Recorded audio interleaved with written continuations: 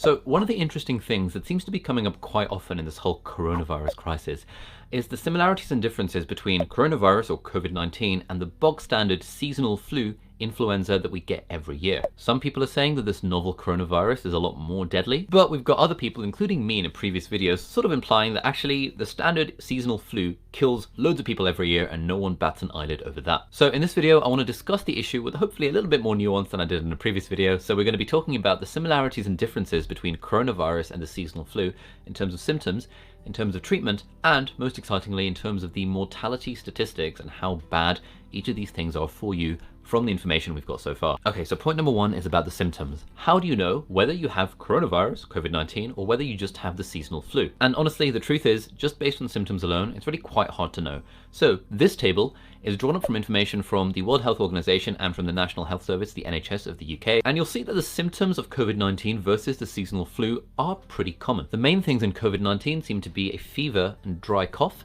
but to be honest, you also get those with the flu. And yeah, because they're both respiratory viruses, essentially there's a lot of overlap in the symptoms. Interestingly, the WHO is estimating that the incubation period of COVID-19 is about 14 days, i.e. that's the amount of time that it can stay in your system before it starts to give you symptoms. Whereas with the standard seasonal flu, the incubation time is a lot shorter, so people estimate about 3 days-ish between catching the virus and developing symptoms. But again, it's really hard to tell the difference between the two just on the basis of that. Like, how will you know when you caught the virus, and how will you be able to say for certain when you started developing symptoms of the thing? And we can't really use that as a differentiator between whether we've got COVID-19 or whether we've got the standard flu. And as usual, different countries have different ways of resolving the conundrum. So in the UK, for example, we've got the NHS one-on-one helpline that you can call up. And if you think you might have the flu or you might have COVID-19, they'll be able to guide you appropriately.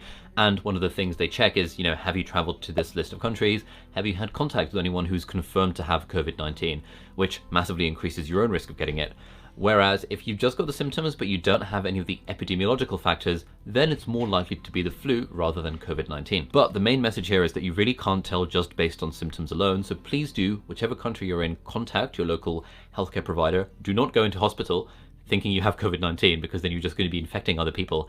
I'm sure every country will have their own systems for doing the test in an isolated space. So for example, in the UK, we've got these kind of coronavirus pods outside most hospitals. We've got these drive-through services where you can just drive in your car, someone will swab your mouth and then they'll do the test without you running the risk of infecting other people. Okay, so we've said that the symptoms of the two are basically the same, but what about the treatments and how does that differ? Firstly, in terms of medication, antibiotics will not work because antibiotics are antibacterial agents, and both COVID-19 coronavirus and the seasonal flu are caused by viruses, and antibiotics do not work against viruses, so there is literally no point in taking antibiotics if you think you have either of them. Antivirals are a bit more complicated. So in China, in the US, and in a few other countries, they're working on trials where they're trying out drugs that we know work against some viruses, like HIV, and trying to see whether they might work against coronavirus as well. In terms of the seasonal flu, we do have a drug called oseltamivir or Tamiflu that is sometimes given to patients who have severe symptoms within the first 48 hours, but unfortunately we don't really have an analog to Tamiflu in the coronavirus COVID-19 cases. Secondly, in terms of vaccines, there is a big difference between COVID-19 and the flu. The flu does have a vaccine, whereas coronavirus, I'm just going to call it COVID-19. COVID-19 does not have a vaccine just yet. People are estimating that it'll be at least 12 to 18 months before we get a vaccine developed and in circulation for COVID-19, whereas the vaccine kind of system for the seasonal flu is very well established, and every year scientists around the world figure out what that year's kind of common dangerous strain of the seasonal flu is going to be and make a vaccine against that.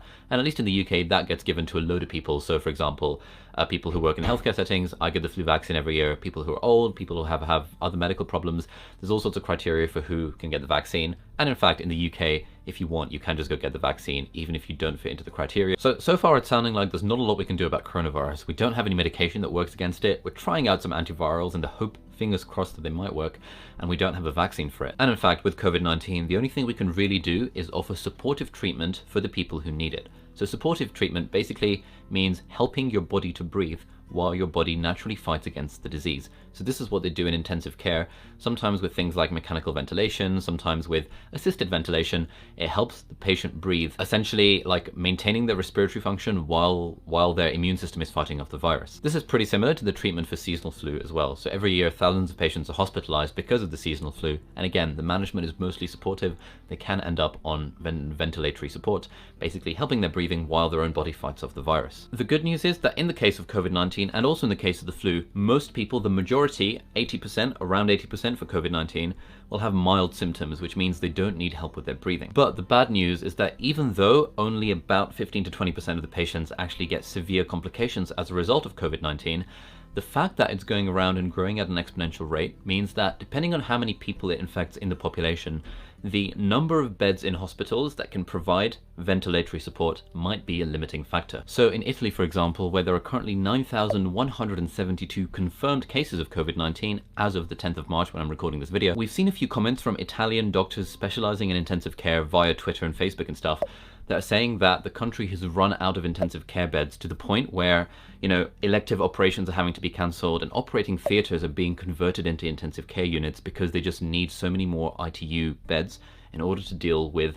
the load of the virus. Now, this is actually very concerning. In the UK, for example, at the moment we only have 373 confirmed cases of COVID-19, and again, the majority of those are going to be mild. But there are more and more people starting to get admitted into intensive care in order to provide ventilatory support. So if the virus spreads around the UK to the extent that it has in Italy, or maybe worse, there is a risk that we might run out of intensive care beds, and that would cause an enormous load on the healthcare system. And that would mean that there would be some patients who need respiratory support, but who physically can't get it because all of the beds are full. At the moment, thankfully, we're not quite there in the UK, but we know that Italy is basically as developed as the UK in terms of a healthcare system, possibly even more, and they are really, really struggling to deal with the implications of the coronavirus. And in fact, in Italy, apparently the hospitals are stretched to 200% of their normal capacity, which is completely unsustainable for any reasonable length of time. Okay, so we've looked at the symptoms and the possible treatments for COVID-19 and the seasonal flu. Let's now compare their mortality rates, like which of those is actually more dangerous so far. Firstly, seasonal flu, according to research from the University of Edinburgh, hits around 40 million people each year around the world, 40 million, of which around 400,000 people die every year. But that gives us a mortality figure of less than 1%. You might even have seen our glorious leader, President Donald Trump, talking about this idea in a recent news conference. He said that in America alone, the standard seasonal flu kills between 25,000 and 69,000 people per year, and estimates that over the last 10 years, 360,000 people have died of the seasonal flu in America. Now, in this case, President Trump's statistics are broadly accurate, and when you compare those tens of thousands of people in America alone who die each year from the flu, compared to the 23 people who have died so far from COVID-19, that seems like a very large number of the standard flu compared to a very small number of deaths caused by COVID-19. But unfortunately, there are some other statistics that paint a less optimistic picture of COVID-19. So you know how we said that the mortality rate for influenza, the seasonal flu, is about 1%? If we look at the figures for COVID-19 so far, of the 116,558 confirmed cases, we have 4,090 deaths, which puts the mortality rate at around about 3 and a bit percent. So based on the data so far, COVID-19 is about 3 times more likely to kill you than the seasonal flu. In fairness, and something that will complicate this debate a little bit, is the fact that that figure is probably a little bit too high. So for example, Professor Chris Whitty, who is the Chief Medical Officer of England, he says that actually the overall mortality rate for COVID-19 is probably closer to 1%, if not less than 1%, which would put it at a similar footing to the seasonal flu. And the reason why that's not accounted for in the data so far is that because a disproportionate number of cases were in the Hubei province of China, which is where the outbreak first started, and that was not quite prepared to deal with the ramifications of the disease, and the fact that there are so many cases that are probably roaming around that haven't been tested officially for COVID-19. So remember, these 116,558 confirmed cases so far are just that. They are confirmed cases, they're people who have had the test and who have tested positive for it. So in reality, the number of people who actually have the condition but just have mild symptoms, like 80% of people infected with the virus do, might not even know that they have the disease at all, and therefore wouldn't be accounted for in that overall confirmed cases estimate. The other thing to keep in mind that isn't really mentioned when people talk about this whole flu versus coronavirus thing is the fact that we know what the flu is. We know its natural progression. We've developed vaccines for it. We've got treatments for it. We know what the score is with the flu.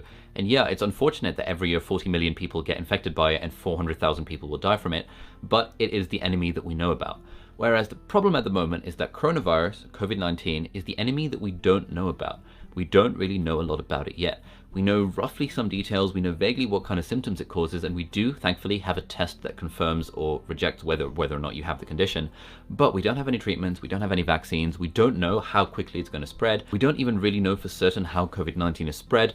Our best theory, which I think is probably right, is that it's an airborne virus particle disease, but it's not 100% confirmed yet. So yeah, COVID-19 is a massive gray area, and the fact that it seems to be accelerating at an exponential rate, like every day we're seeing more and more cases, and the fact that a lot of the world isn't yet prepared for dealing with it, and in fact, a lot of the world isn't even really taking it seriously. All that means that we're dealing with an enemy here that we really don't know much about, and that could be a lot worse than we've anticipated. So this comparison between coronavirus and the flu, yes, it works on some levels, but it usually fails to appreciate the fact that it's a lot easier to deal with something you know about, like the flu, and it's a lot harder to deal with something you don't know about that is spreading through society seemingly like wildfire, and that is causing problems already for first world healthcare systems that are not able to cope with it. Finally, just quickly talking about the effects on society of coronavirus versus the flu.